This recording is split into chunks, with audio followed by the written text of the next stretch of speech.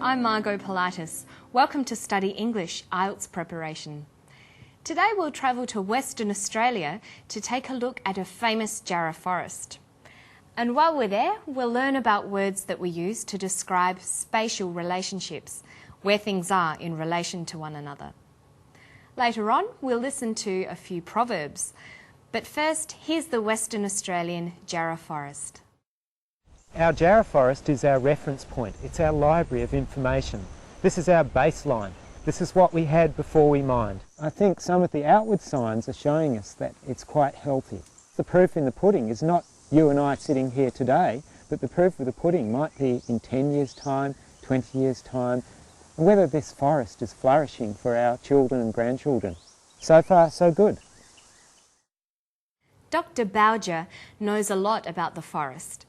In the clip, he spent a lot of time describing where things are. When you're describing where things are, it's important to be precise and accurate in your description. You need to think about how you're going to order the description. You should try to arrange it in a logical way, according to some kind of pattern. You might describe things in one area at a time, so you can guide your listener through the space. Look at this picture. You could, for example, describe from the top to the bottom, from the left to the right, or from near to far. That is, you could start describing the foreground, the middle distance, and finish with the background. There are no rules on how to describe something.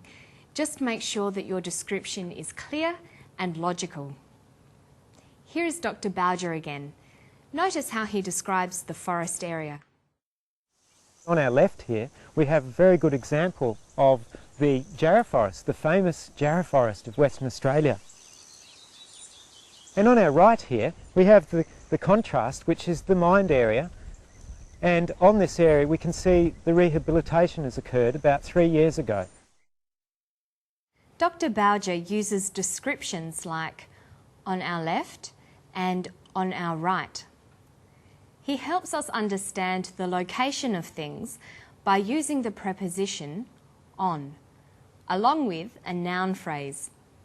These are preposition phrases.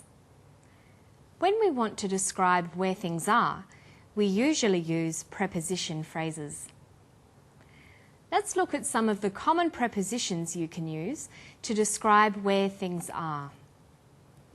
Above, below, beside or next to, in front of, behind, on the right, on the left, on top of or over, under, between, or even surrounded by.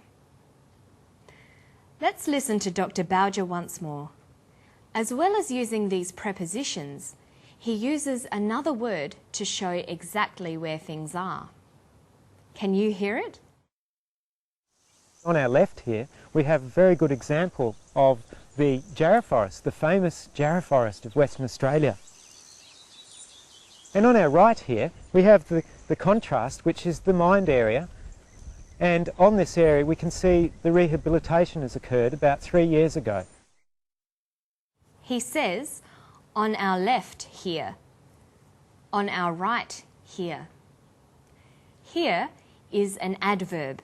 We can use adverbs to help us describe spatial relationships, where things are.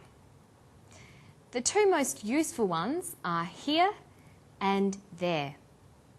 Or you can use other adverbs of place, like somewhere, anywhere, everywhere, and nowhere.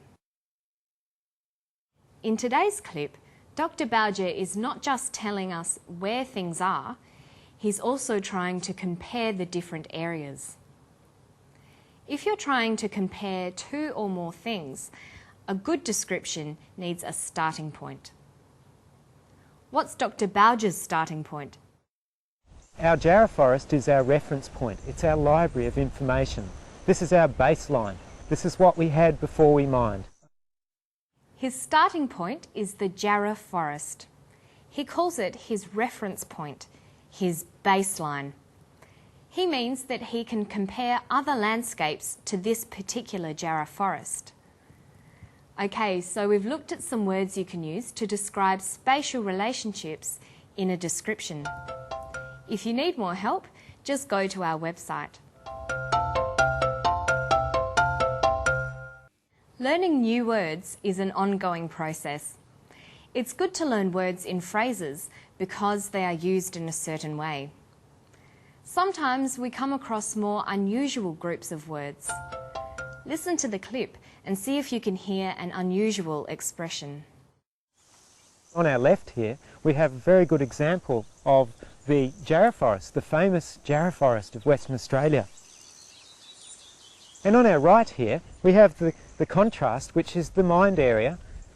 And on this area, we can see the rehabilitation has occurred about 3 years ago.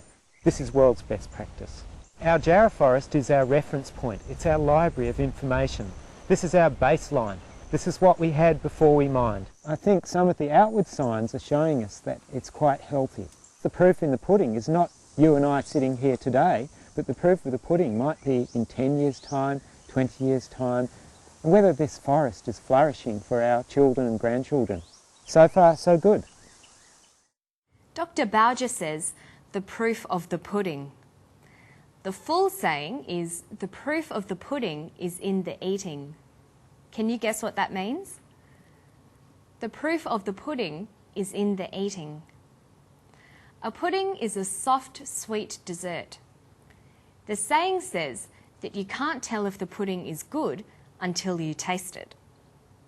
It means that you can only judge the quality of something after it has been tested or experienced over time. So Dr. Bowger means we won't be able to tell how healthy the forest is for a long time. The real test will be how healthy it is in the future. Traditional sayings like the proof of the pudding is in the eating are called proverbs. Proverbs are general sayings that give advice or tell us something about life. Every language has its own proverbs. The Japanese say that getting up early brings you merit. But in English, we say that the early bird catches the worm. Many proverbs in English come from the Bible or well-known poems. Because proverbs are well-known sayings, they aren't always quoted in full. For example, people just say, when in Rome, referring to the old Latin proverb, when in Rome, do as the Romans do. Listen to Dr. Bowger again.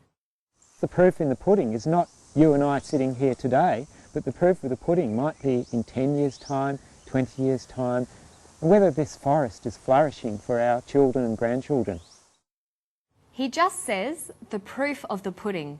He doesn't say the whole proverb. Proverbs are usually found in informal language. Using them naturally is not easy. The meanings of common proverbs aren't always obvious, so the only way to learn them is to memorize them. Using proverbs takes time, so be patient. And that's all for today. We've looked at describing spatial relationships. We saw how prepositions like on can be useful when describing where things are. Then we tried using adverbs to help with our descriptions. And we looked at proverbs, traditional sayings. So why not go to our website for more on these topics? You'll find the story, transcript, exercises and study notes. Nothing ventured, nothing gained. And I'll see you next time for more Study English. Bye-bye.